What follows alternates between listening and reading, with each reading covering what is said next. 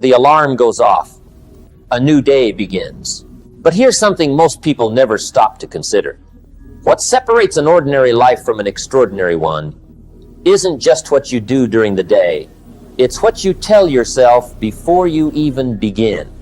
Before your feet touch the ground, before you check your phone, before the world starts making demands on your attention, there is a moment, a quiet, powerful moment.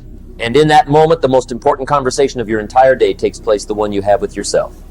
Most people don't choose that conversation. They let it happen automatically. Their first thoughts are shaped by stress, unfinished problems, yesterday's frustrations, or anxiety about what's coming. And then they wonder why their days feel repetitive, draining, or out of control. But the truth is simple. Your life is not shaped primarily by what happens to you. It is shaped by what happens inside you. And what happens inside you begins with your first thoughts of the day. There was a time when I didn't understand this. My mornings were rushed, reactive, and scattered. My mind would instantly jump to everything that could go wrong, deadlines, pressure, expectations. Before I even brushed my teeth, I had already exhausted myself mentally by imagining problems that hadn't even happened yet. And that became my pattern until one day I realized something that changed everything. I wasn't living intentionally. I was running on default. And the most powerful way to change that was to take control of what I told myself the moment I woke up. Not empty affirmations, not fake positivity, but deliberate, grounded, empowering statements that shape how I show up. What I'm about to share with you are 5 daily declarations. These aren't just words, they are decisions. They are mental positions that change how you experience your life. 1. I own this day. Not, I hope today goes well. Not, let's see what happens. I own this day. There's a massive difference between those mindsets. When you hope, you're passive. When you own, you're in charge. Ownership changes how you move. Think about anything you truly own, you take care of it. You make decisions about it. You protect it. You don't treat it casually. Your day deserves that same level of respect. Every single day, you're given 86,400 seconds. No one gets more. No one gets less. And yet, some people turn those seconds into growth, progress, and meaning, while others lose them to distraction, stress, and reaction. The difference isn't time. The difference is ownership. People who don't take ownership often say, I don't have enough time. Where did the day go? I'm always behind. But people who own their day think differently.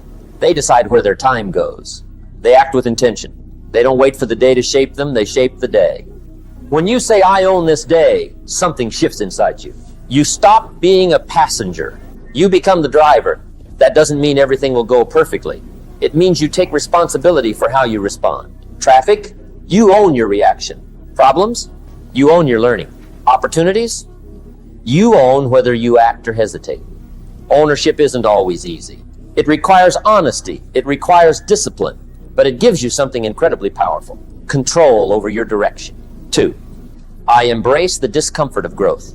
Let's be real about something. Growth is uncomfortable. Always has been. Always will be. Learning something new feels awkward. Taking risks creates uncertainty. Changing habits requires effort. Yet most people are waiting to feel comfortable before they grow. That moment never comes, because comfort and growth don't exist in the same place. Look at nature. Seeds break open before they grow. Birds leave the nest before they fly. Muscles tear before they become stronger. Discomfort isn't a sign that something is wrong. It's a sign that something is changing.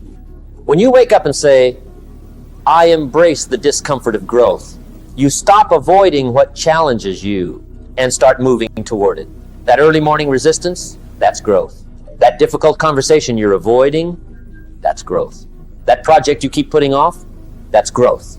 Most people run from those things. But those things are exactly where transformation lives. When you change your relationship with discomfort, everything changes. Instead of asking, how do I avoid this? You start asking, what is this trying to build in me? 3. I focus on what I can control. One of the biggest sources of stress in life is focusing on things you cannot control. Other people's opinions, the economy, unexpected problems, the past.